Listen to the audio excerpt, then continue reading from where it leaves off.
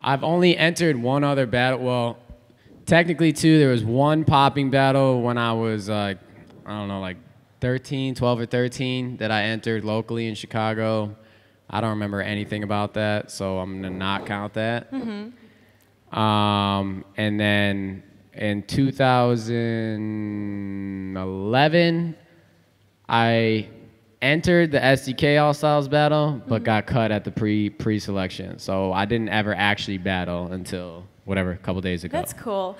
Yeah, so going back actually a couple years, it's kind of sparked with me and Brian were living together, and when we would go out a lot, actually me, Lando, and Brian would go out a lot, and we would freestyle in clubs and stuff, and that kind of first reignited my original like desire to work on my freestyle more. And so I had been dabbling in it here and there over the last like couple years, but kind of what really set me off to like take it more seriously again was last year actually at the All Styles battle when Kenzo and Paradox were battling, and I had talked to Kenzo that day, and he had like kind of a rough day, and I saw him just go out and just do his thing based off of truly just dancing from purity, you know, and just like getting down and enjoying himself dancing. And it was, especially the final round, was so little about being in your face, and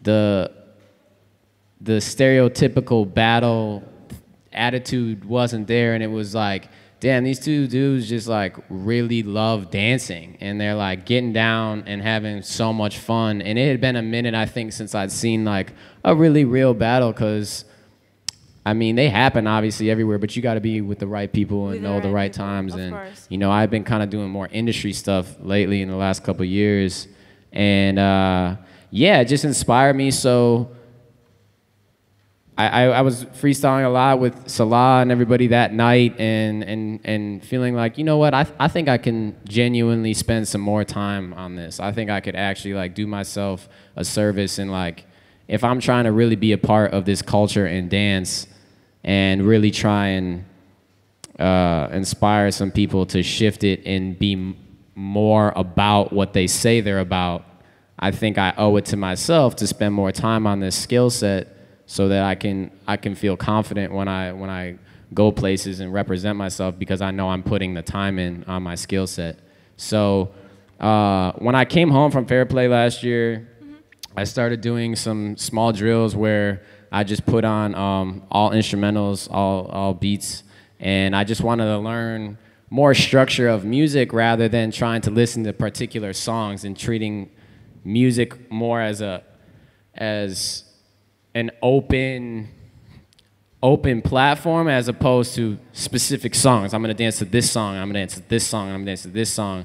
I started making playlists of just hip hop instrumentals and just playing them all day, and just understanding the structure of how music works, how hi-hats work with the bass, with the kick, with the sample, with the whatever's in place. And once I started changing the way I looked at music, it started changing the way I was dancing to music. So yeah, I would just do drills where I play instrumentals, and I would first start just with recording the top half of my body and just making sure that sounds looked like what they should look like, that this sound looks like this snare, or this snare is different than this snare, or this hit's different than this hit. So I spent probably a few months just recording the top half of my body and just getting the feel and flow.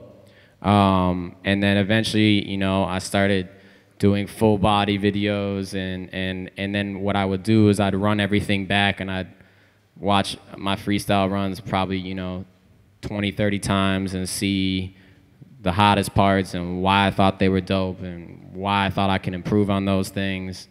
And then at the beginning of the year, I had been slowly reconnecting with a mentor of mine that I met a long time ago, who taught me how to pop going back to when I was 10, and believed in me and gave me a lot of influence as a popper, which is Mr. Wiggles.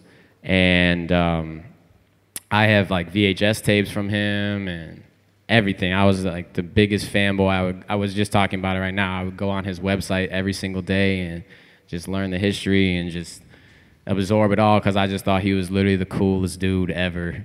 So at the beginning of this year, I hit him up and saw if he was free, and I drove up to Vegas and just kicked it with him and Pete and talked about like hip hop and just got honestly a ton of history down before we even got in the studio or did anything that involved dancing.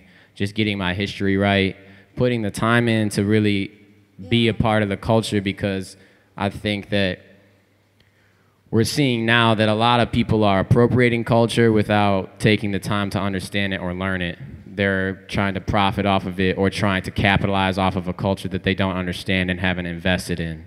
And I started to realize how much that frustrates me as a creator.